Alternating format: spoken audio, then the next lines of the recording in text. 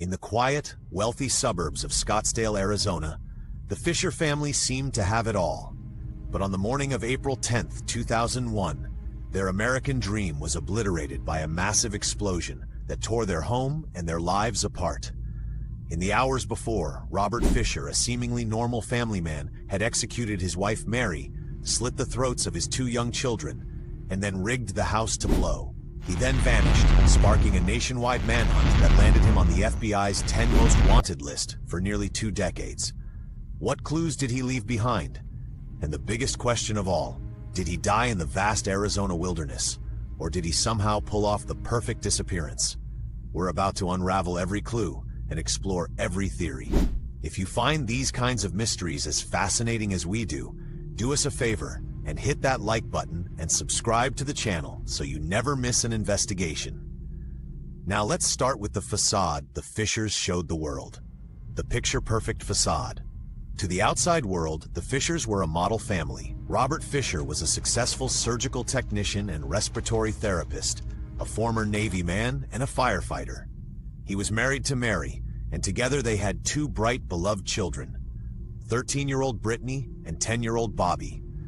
They lived in a comfortable home on a peaceful cul-de-sac and attended Scottsdale Baptist Church, where they seemed deeply embedded in their community. Friends and neighbors saw Robert as a dedicated husband and a doting father. He was active in his men's Bible study group, and the family projected an image of perfect stability and happiness. This was the mask Robert Fisher wore. He carefully built a life that looked flawless from a distance. Known for being an avid outdoorsman, a hunter, and a fisherman, he seemed to have it all. A steady career, a loving wife, and 2 beautiful children who adored him. People who knew them socially described a happy, church-going family, never suspecting the darkness lurking just beneath the surface. This meticulously crafted image of normalcy is what made the events that followed so utterly baffling to everyone around them. How could a man who seemed to have everything to live for commit such an unspeakable act? The answer, as investigators would soon discover, was hidden behind a wall of control, secrets, and simmering rage. Cracks in the veneer. Behind the closed doors of the Fisher home, things were far from idyllic. Robert Fisher wasn't the easygoing family man he pretended to be. He was a man obsessed with control, prone to disturbing and sometimes violent outbursts. He ruled his family with an iron fist, demanding absolute obedience. Friends of Mary would later tell stories of his controlling nature, dictating what she wore and how she spent her time. Investigators discovered that Fisher had at least one affair, a deep betrayal of the family values he claimed to cherish. His behavior was often described as cruel and erratic. One hunting partner recalled a deeply unsettling incident where Fisher shot an elk and then, with a bizarre, ritualistic enthusiasm, smeared the animal's blood on his face, a display that unnerved the other men present. The roots of his volatility may have stretched back to his own childhood. When Fisher was 15, his parents went through a bitter divorce that left deep scars. He repeatedly told friends and colleagues he would never let his own children suffer through a divorce. This statement would become a chilling premonition. In the weeks leading up to the murders, Mary had finally had enough of Robert's control and infidelity. She told friends she was planning to leave him. For a man obsessed with control and terrified of repeating his parents' past, the thought of his family falling apart was a threat he simply couldn't bear. Investigators believe this fear was the catalyst that pushed him over the edge, turning a man with a dark side into a monster. The night of the crime, the evening of April 9, 2001, was the last night of the Fisher family's life. Around 9:30 p.m., a neighbor heard a loud, angry argument coming from the Fisher house, the sound of a family at its breaking point. Investigators theorized that between 9:30 and 10:15 p.m., Robert Fisher made his move. He shot his wife Mary in the back of the head as she lay in their bed. Then he went to his children's rooms. With a brutality that shocked even seasoned detectives, he slit the throats of both Brittany and Bobby. With his family dead, Fisher began the next phase of his calculated plan.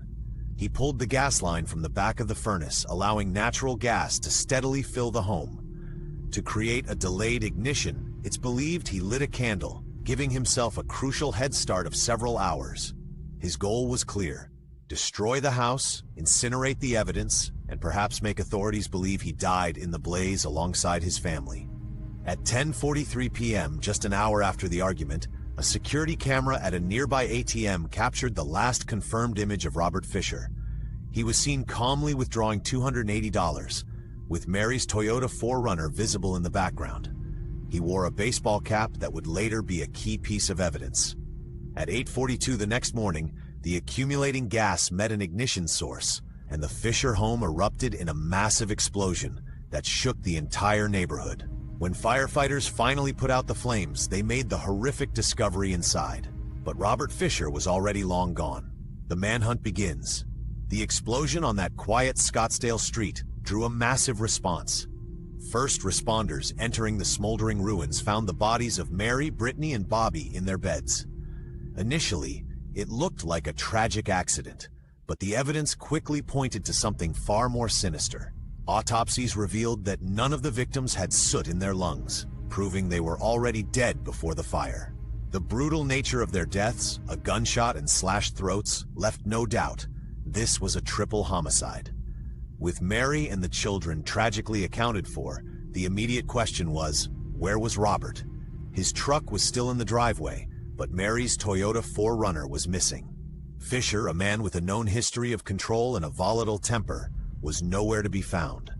On April 14, 2001, Arizona authorities officially named him as the sole suspect. The investigation quickly escalated into a national manhunt.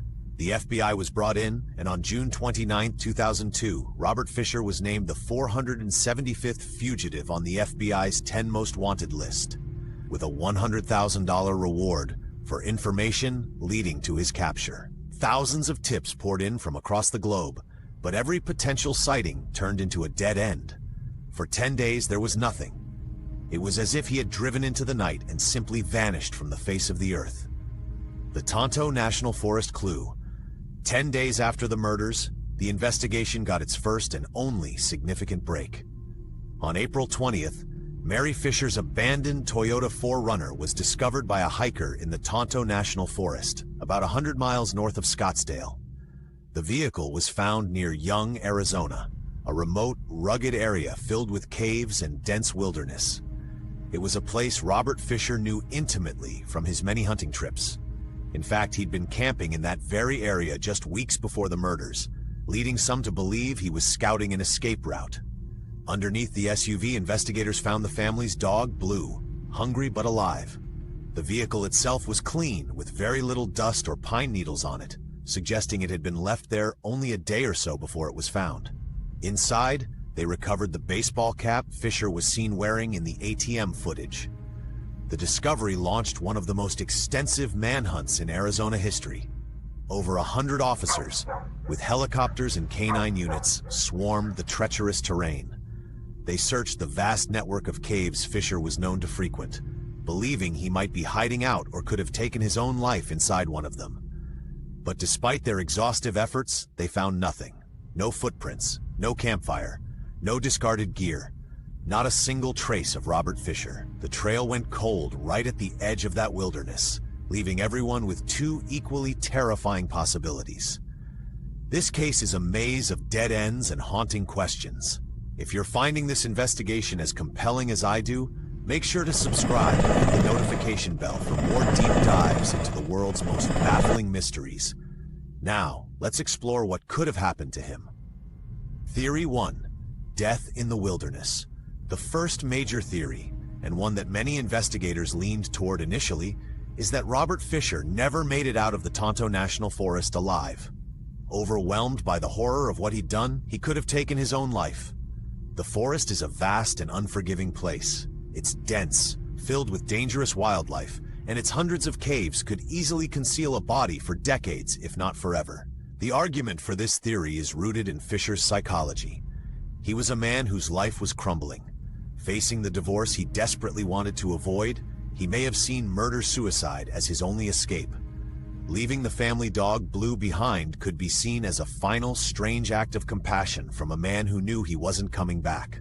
The forest was his domain, a place he knew well, and perhaps he chose it as his final resting place. However, the counter-argument is just as strong. Despite one of the most intense searches ever conducted in that area, not a single piece of evidence of his death has ever been found. No remains, no clothes, no weapon. Fisher was a skilled survivalist. He knew how to live off the land. While some think the harsh environment would have eventually claimed him, others aren't so sure. After more than 20 years, the wilderness has kept its secrets. That complete absence of evidence leaves a gaping hole in this theory and forces us to consider a much more chilling alternative. Theory 2, the perfect disappearance. The second theory is that Robert Fisher is still alive, having successfully pulled off one of the most audacious escapes in modern criminal history. This theory paints Fisher not as a man who collapsed in despair, but as a cunning and calculated fugitive who planned every single move, everything from the delayed explosion to the ATM withdrawal points to a man thinking several steps ahead. According to this theory, ditching the SUV in the Tonto Forest was a brilliant act of misdirection. He knew it was his old stomping grounds, and that law enforcement would focus their entire search there, buying him precious time to get away. He could have had cash and supplies stashed nearby. He might have used a hidden motorcycle to navigate remote trails to a highway, where he could have hitchhiked or caught a bus. As a former firefighter and medical technician, Fisher had the skills to start over. He could be living in a small town, working odd jobs for cash, and existing completely off the grid. Over the years, there have been numerous alleged sightings, from Canada to Central America, but none have ever been confirmed. The lead detective on the case has said he believes Fisher is likely alive, living under an assumed name. The idea that a man could murder his family in cold blood and just vanish is terrifying, but for many, it remains the most plausible explanation for the ghost that is Robert Fisher.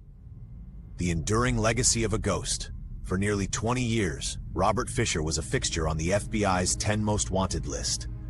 His face, age progressed by forensic artists, was broadcast across the country. The $100,000 reward generated thousands of tips, but every single one led to a dead end. The case became a staple of true crime shows and podcasts, a modern American ghost story. Then, on November 2021, the FBI made a startling announcement. Robert Fisher was being removed from the 10 Most Wanted list. It wasn't because he was found or presumed dead. The FBI explained that because the immense publicity had failed to lead to his capture, the case no longer met the criteria for the list, which prioritizes fugitives who can be found through widespread public attention. Although he's off the list, the FBI made it clear. Fisher is still a wanted fugitive, and the case is very much active. The legacy of Robert Fisher is one of profound absence. He is a phantom, a testament to the chilling reality that sometimes people really do get away with murder. His disappearance left a permanent scar on a community and a haunting void for the families of his victims, who are still left without answers, without justice, and without closure.